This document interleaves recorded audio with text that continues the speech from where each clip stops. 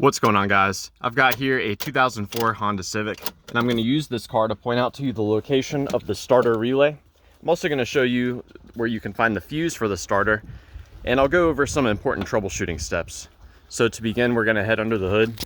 We're going to open this fuse box here by squeezing these two tabs and lifting upward.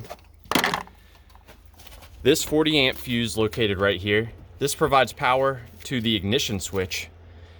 And you can look down through the top and see if it's blown or not. And one thing I like to do after I check that fuse is I use a Phillips to go ahead and make sure that these two screws are tight. I have seen many instances where a slightly loose connection here will cause random problems with your car not starting. And if we look down, we can see this is where the battery will be. You'll want to make sure that the connections are clean, tight, and free of corrosion. And if you're able, you'll want to test the battery as well, make sure that the battery's not too weak. Now let's head back inside the car. We can take a look at the actual starter relay itself. So to get to it, you've got to rotate these pieces here counterclockwise and pull this piece out towards you. Now the starter relay is located right here. My favorite way to troubleshoot this relay is I'll come up here and I'll turn the key to the start position. And while I'm holding that key there, I'll come in through here and I'll tap on that relay.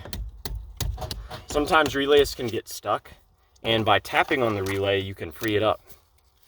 I also like to swap relays, so you could swap it with the relay right next to it. However, on this car, it's very difficult to remove these relays. You've got to pry these plastic pieces to the side while you pull it out. If you're not careful, you can easily damage the relay itself. In the past, when I've had to remove these, I always end up just breaking completely the little tab here off to the side. Not the end of the world if you do that. The starter relay only receives power when the ignition switch is in the start position. And I have seen more ignition switches fail on these than the actual relays. So yeah, I hope this information was a good starting point for you in troubleshooting the starter. I do want to let you know, if you're not able to start the car in park, try starting it in neutral. If it will start in neutral but not in park, that's giving you an indication that you may have a problem with your neutral safety switch. So yeah, thanks for watching.